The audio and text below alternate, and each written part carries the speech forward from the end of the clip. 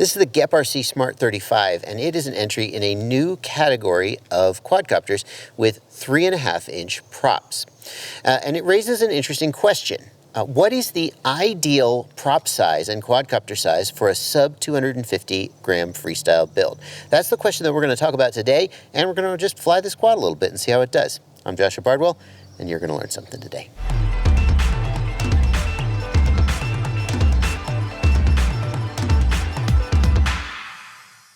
The product that I'm reviewing in this video, the GEPRC Smart35, was sent to me by GEPRC for this video. I did not purchase it with my own money. I have not received any cash or other compensation in exchange for this video, and no one has had any approval over the contents of this video before it was released. The reason I think the 3.5-inch class of quadcopters is so interesting is it is just about the biggest prop size that you can easily fit the build under 250 grams. If you are not going for that 250-gram limit, then I think you would be better served with a 4-inch. I am well on record as really loving my Catalyst Machine Works Shocker 4-inch. I think if you're trying to do just some fun freestyle and you're not worried about carrying a GoPro, that is the sweet spot. But it is not under 250 grams, and you can get a 4-inch build under 250 grams, but boy, you have to give up a lot to do it. You end up with something like the Flywoo Explorer, which is a long-range cruiser, not a freestyle acro machine. And of course, 3 inches is easy to get under 250 grams. There's tons of good freestyle quads in the 3-inch category under 250 grams, but I think that there are a lot of advantages to flying larger. Ooh, I wasn't sure how the throttle response was going to be there. There are a lot of advantages to flying larger props for freestyle. Not that 3-inch freestyle isn't a thing, but this is a really sweet spot to be at. Now this quad comes in at 246 grams. I'm flying with an 850 milliamp hour 4S battery. You can fly it with larger batteries, but you won't be under 250 grams. And at that point, like I said, I think you'd be better served going with 4 inches. But this is pretty freaking good. It's got just a touch of the handling characteristics of a larger quad. Not much, but a little more than a 3-inch, which kind of flies more like a micro. And you can see for yourself. Oh, hang on, where am I going? There we go. Now, right there, you see one of the problems with this quad. And this may change some point in the future, but for now, it's coming with the Caddx Nebula Nano if you get the DJI version. It does have an analog version, comes with a 600 milliwatt VTX. That's pretty freaking good. The Nebula Nano is bad. It's just a bad camera. It's locked into high quality mode. So it does have it has like a really good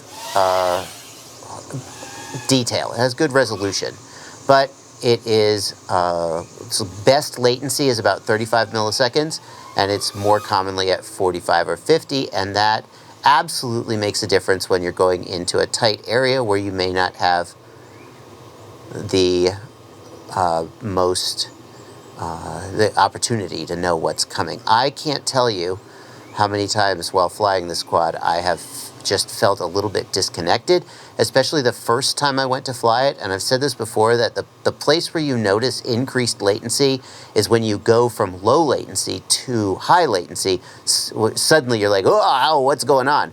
And I would go, see, like I'm diving in close to these trees and they're just coming at me, and I'd like, I don't feel like I can really, I want more space to give me more time to react. They're just coming at me before I can even see them.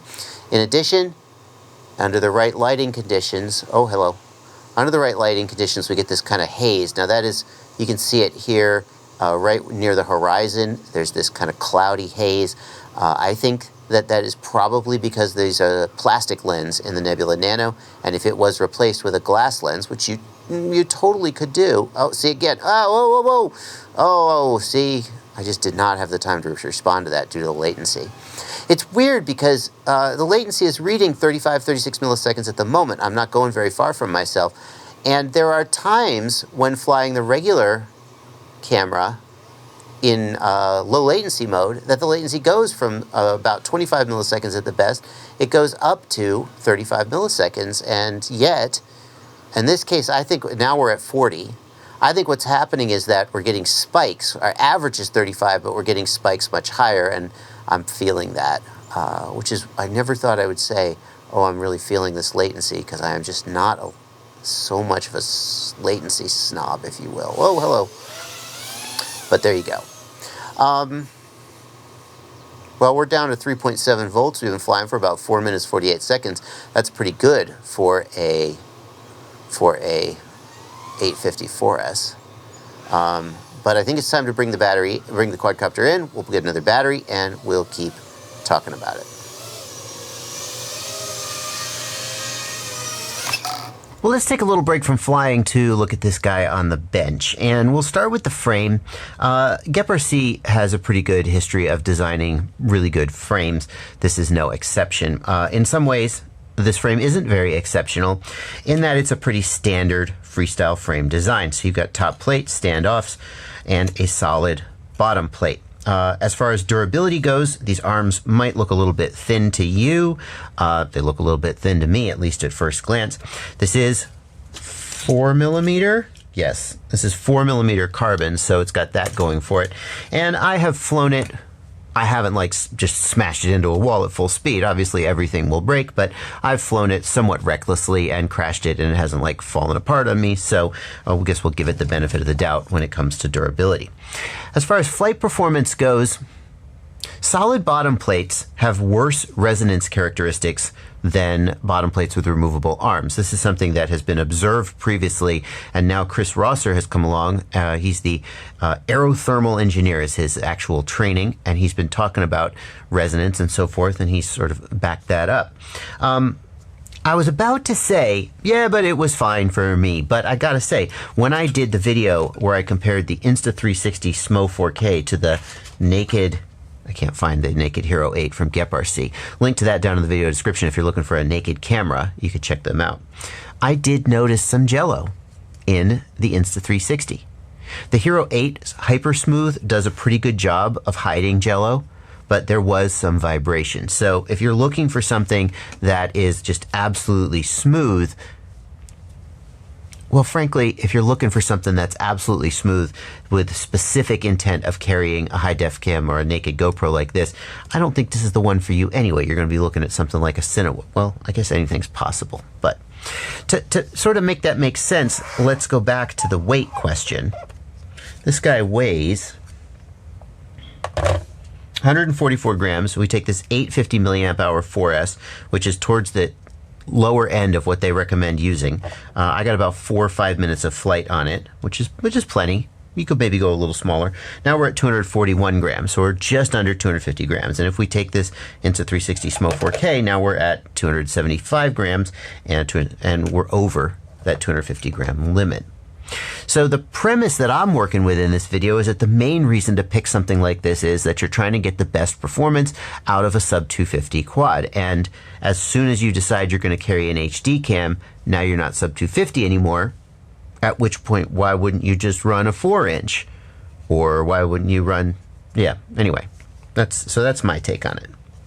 But the flip side of that take is that if the video is just a little vibrate-y and jello-y, it doesn't matter, because my take is that the most fun you're going to have with this guy is just flying it for fun, recording DVR, having a great time, and not worrying too much about high definition. The motors are 1404 in size and 3850 kV. 1404 is good for the lightweight 4-inch cruisers.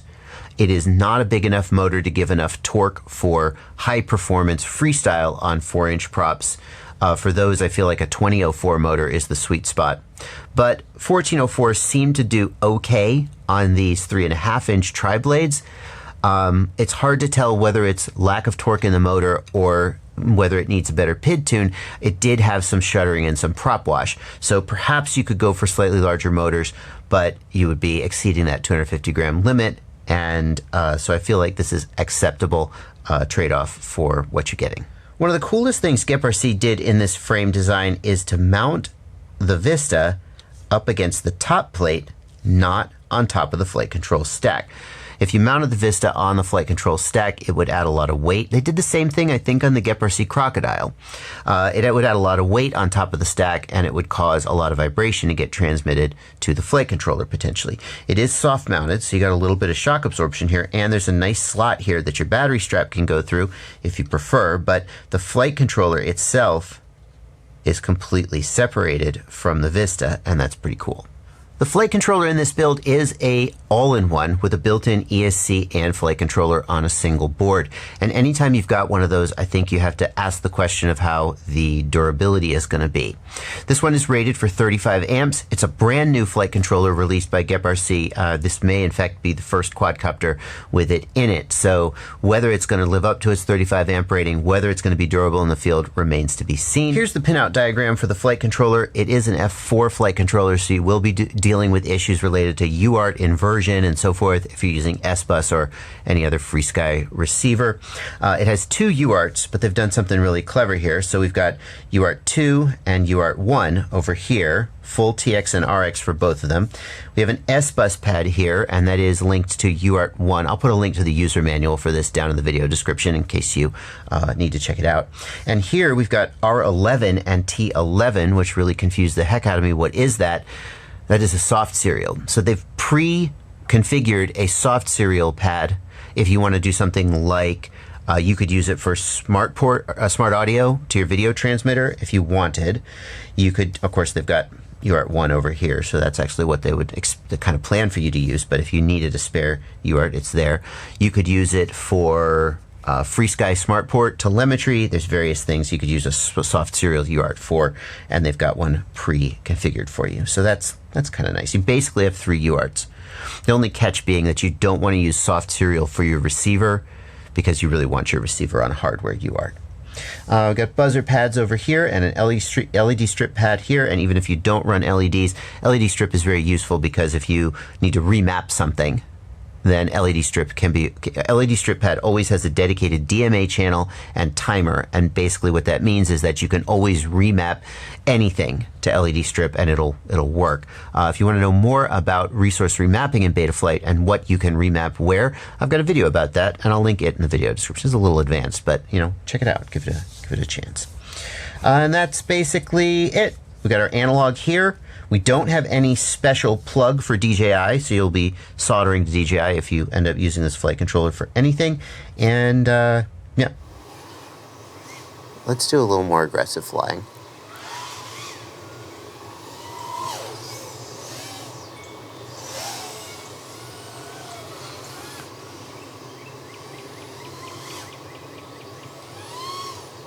Where am I going? I don't know where I'm going. I'm just flippy flopping.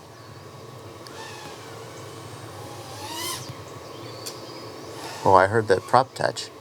Another commentary about the 3.5-inch class is that there are not a huge number of 3.5-inch props available. However, GemFan has a new 3.5-inch line with, I think, 2 props in it.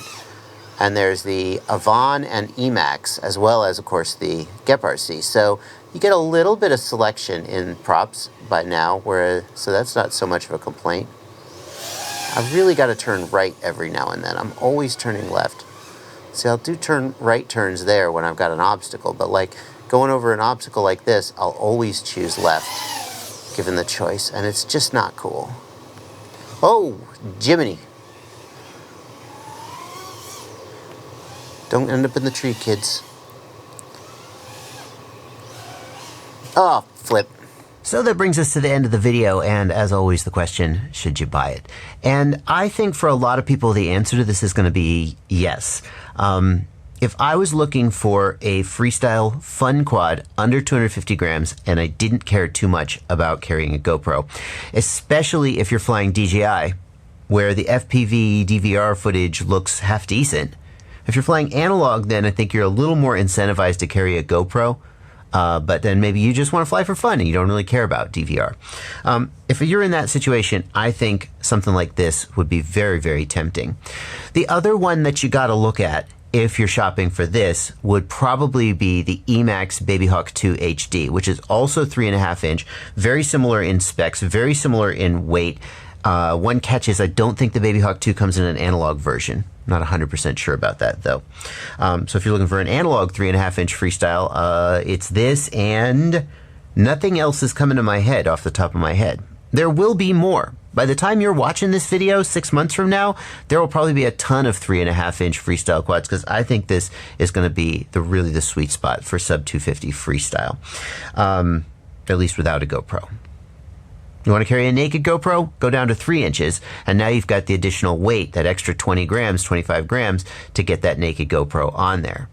And if you don't care about 250 grams, then I really think where you should be looking is at like a 4-inch, like the Catalyst Machine Works Shocker, with 2004 sized motors. So much more performance and fun. And then of course you could just go up to 5-inch, but there's a reason you're kind of looking at smaller ones.